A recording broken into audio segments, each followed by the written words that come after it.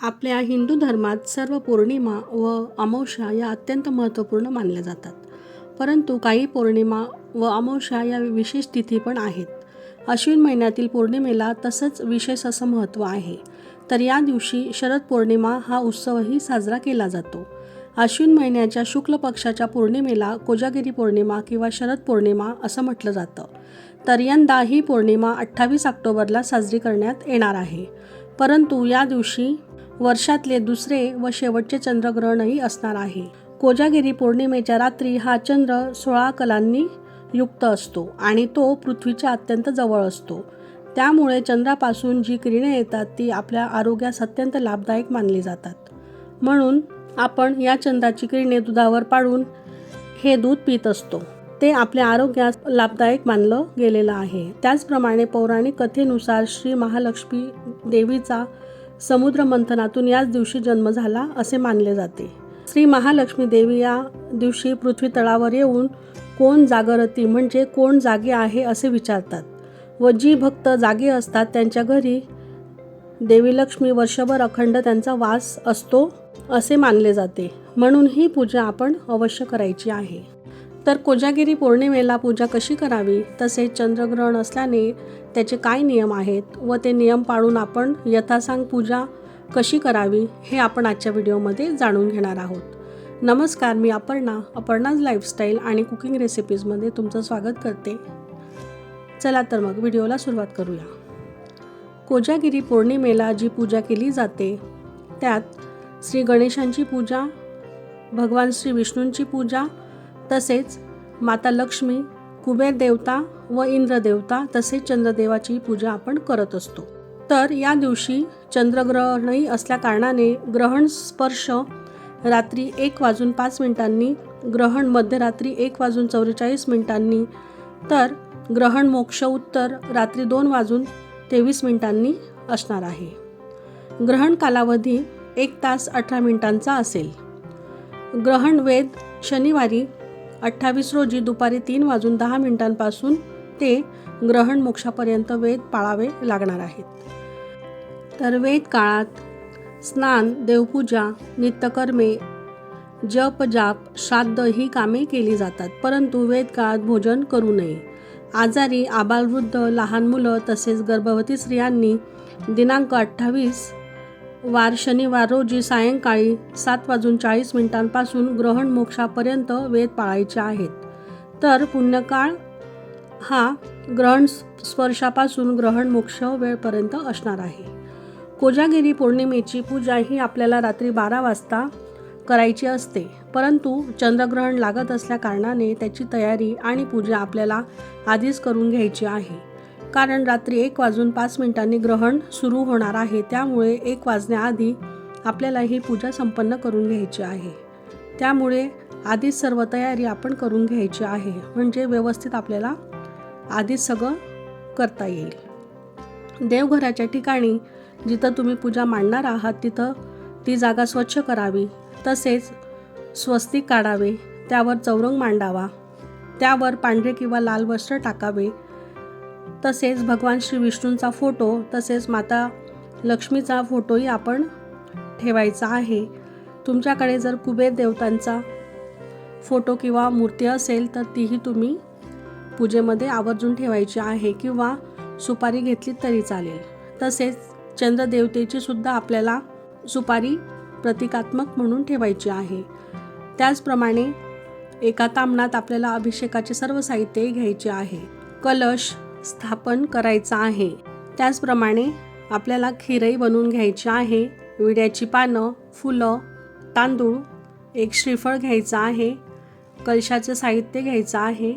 लक्ष्मीप्रिय कवड्याही आपण घेतलेल्या आहेत. तसेच श्रीयंत्र, सुपाऱ्या, हळकुंड, नाणं, गणपती बाप्पांची मूर्ती, त्यांचे अलंकार, तसेच हळदी कुंकू, अक्षदा आणि आपण गजलक्ष्मी घेणार आहोत. तसेच नैवेद्यासाठी फळं घ्यायची आहेत. इंद्रदेवाचे प्रतीक म्हणून एक कलशही आपण स्थापन करायचा आहे. कोजागिरी पौर्णिमेच्या रात्री 12 वाजता ही पूजा आपल्याला करायची असते. कलश स्थापन करण्याच्या वेळी सुरुवातीला आपण छोटा चौरंग घेतलेला आहे, त्यावर आसनही टाकून घेतलेला आहे. तसंच थोडे तांदूळही आपण घेतलेले आहेत त्यावर हळदी कुंकू अक्षता टाकून आपण कलशाची स्थापना करून घेणार आहोत.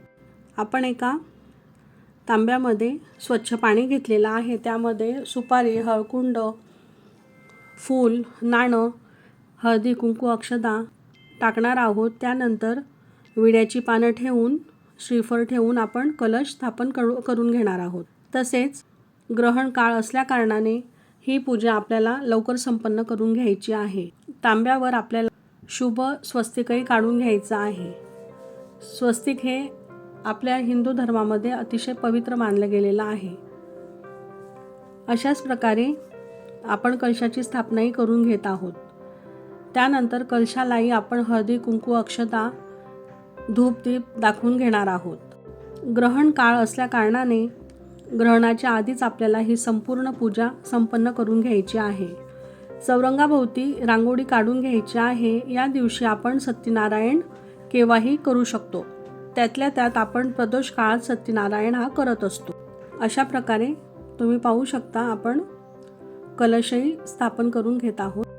कोणतीही पूजा करायच्या आधी आपण प्रथम दीप प्रज्वलित करून घेत असतो. त्यामुळे आपण जी पूजा करत असतो त्याचं दुप्पट फळ आपल्याला प्राप्त होतं. हळदी कुंकू अक्षता तसेच फुलंही आपण दिव्याला वाहून घेणार आहोत. इथं आपण एका बाजूला इंद्रदेवाचं प्रतीक म्हणून कलशाची स्थापना करून घेतलेली आहे. कलश स्थापन करताना ओम इंद्रदेवताय नमः, ओम इंद्रदेवताय नमः या मंत्राचा आपल्याला जाप करायचा आहे. त्यानंतर गणपती बाप्पांची आपल्याला स्थापना करून घ्यायची आहे. प्रथम पाण्याने, त्यानंतर पंचामृताने अभिषेक करायचा आहे.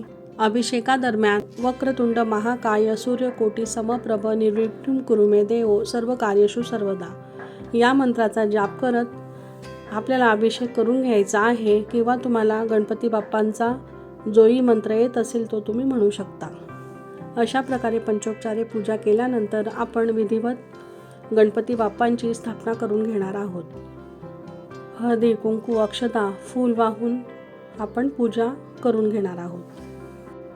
त्याचप्रमाणे माता लक्ष्मी तसेच भगवान विष्णू यांच्या फोटोंची आपण हळदी कुंकू अक्षता लावून पूजा करून घेणार आहोत. तसेच फूल सुद्धा अर्पण करावे. या पूजेमध्ये आपल्याला श्री विष्णूंचाही फोटो ठेवायचा आहे.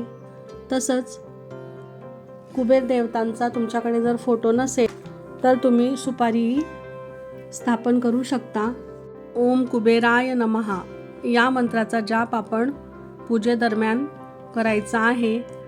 तसंच गणपती बाप्पांची आपण स्थापना करून घेणार आहोत. सुरुवातीला आपण अभिषेक घालून घेतलेला आहे. गणपती बाप्पांची स्थापना झाल्यानंतर कुबेर देवतांची आपण स्थापना करून घेतलेली आहे. तसेच माता लक्ष्मीची सुद्धा आपण सुपारीची, पंचामृत तसेच पाण्याने अभिषेक घालून त्यांची आपण स्थापना करून घेणार आहोत. त्यानंतर ओम नमो भगवते वासुदेवाय, ओम नमो भगवते वासुदेवाय या मंत्राचा जाप आपण भगवान विष्णूंच्या पूजेदरम्यान करायचा आहे. तसंच चंद्रदेवतेची देखील आपण स्थापना करणार आहोत. त्यासाठी पांढऱ्या शुभ्र तांदळांची आपण गोल रास करून घेणार आहोत. त्यावर सुपारी प्रतिकात्मक म्हणून ठेवावी. ओम चंद्राय नमः, ओम चंद्राय नमः या मंत्राचा जाप आपण पूजेदरम्यान करायचा आहे. हळदी कुंकू अक्षताही व्हायच्या आहेत. त्याचप्रमाणे माता लक्ष्मी प्रिय वस्तू आपण पूजेमध्ये आवर्जून ठेवायच्या आहेत. सर्वप्रथम त्यामध्ये श्रीयंत्रही आपण पूजेत ठेवणार आहोत. तसेच गजांत लक्ष्मीप्रिय कवड्याही आपण ठेवायच्या आहेत. या सर्व वस्तूंवर आपण हळदी कुंकू व्हावे. अशा प्रकारे संपूर्ण पूजा आधीच आपण मांडून ठेवणार आहोत. सर्व पूजा झाल्यावर दीप दूध दाखवायचं आहे. माता लक्ष्मी तसेच श्री गणेशाची आरती म्हणावी. या दिवशी श्री सूक्ताचे पठणही तुम्ही करू शकता. श्री महालक्ष्मीचा कोणताही मंत्र या दिवशी तुम्ही म्हणू शकता. तसेच श्री विष्णू सहस्रनामाचे पठणही आपण करू शकतो. नवार्णव मंत्रही या दिवशी आपण एक माळ जपावा. तसेच श्री दुर्गा सप्तशतीचे पाठही आपण करू शकतो. तेही खूप प्रभावी सेवा मानली गेलेली आहे. यानंतर नैवेद्य दाखवावा. या दिवशी तांदळाची खीर किंवा दूध आटवून मसाला दूधसुद्धा बनवले जाते व त्याचा नैवेद्यही ठेवला जातो. तसेच हे सर्व आपण ग्रहण काळाच्या आधीच करून घ्यायचे आहे. नैवेद्यामध्ये तुळशीपत्र आपल्याला आवर्जून घालायचे आहे. त्यानंतर प्रार्थना करावी. ऋण रोगादी दारिद्र्यम अपमृत्युभय शोक मनस्ताप नाशवंतु मम सर्वदा. या दरम्यान तुम्ही रात्री स्तोत्रांचे पठण नामस्मरण हेही करू शकता. तसंच दुसऱ्या दिवशी पूजेला हळदी कुंकू वाहून विसर्जन करावे. वापरलेले तांदूळ घरात तुम्ही वापरू शकता किंवा पक्ष्यांना खायला दिले तरी चालेल. तसेच जे फोटो मूर्ती आपण पूजेसाठी वापरल्या आहेत त्या देवघरात परत ठेवाव्यात.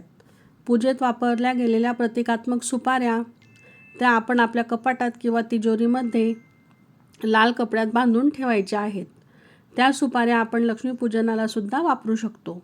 आणि गेल्या वर्षी जर तुम्ही अशा सुपाऱ्या ठेवल्या असतील तर त्यांच्या आधी विसर्जन करावे व नवीन सुपाऱ्या आपण पूजेसाठी घ्यायच्या आहेत. तर या दिवशी सगळ्यात मोठा मुलगी किंवा मुलगा असेल त्यांची अश्विनी करतात. सकाळी रांगोळी घालून मुलीला किंवा मुलाला सुवासिक तेल लावून स्नान घालतात. गोडाचा पदार्थही बनवला जातो. त्यानंतर संध्याकाळी चंद्रदेवाला औक्षण करून मुलालाही ओवाळलं जातं. चंद्राप्रमाणे चांदणे शिंपीत जीवनाची यशस्वी वाटचाल करावी असा बोध घेऊन शुद्ध मनाने निर्मळ अंतःकरणाने अशी यथासांग पूजा आपल्याला करायची आहे. कोजागिरी पौर्णिमा म्हणजे जागृतीचा उत्सव, वैभवाचा उत्सव, आनंदाचा उत्सव, उल्हासाचा उत्सव.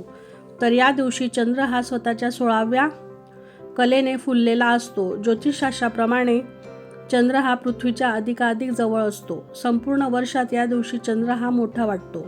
कोजागिरीचा चंद्र अधिक आकर्षक व मनाला प्रसन्न करणारा असतो. त्याचा प्रकाश शांत शीतल आहे. त्याचप्रमाणे उपयोगी व उपायकारकही आहे. शेतात पडून असलेल्या धान्याला तसेच औषधी गुणांना आकृष्ट करण्यामध्ये चंद्राचा मोठा वाटा असतो असं भगवान गीतेत सांगतात. तर कसा वाटला तुम्हाला आजचा व्हिडिओ, आजची माहिती कमेंट करून नक्की सांगा. आणि अपर्णाज लाईफस्टाईल आणि कुकिंग रेसिपीज या चॅनलला लाईक, शेअर आणि सबस्क्राईब करायला अजिबात विसरू नका. आणि तुमचे काही सजेशन्स असतील तर तेही तुम्ही कमेंट करून नक्की सांगा. श्री स्वामी समर्थ.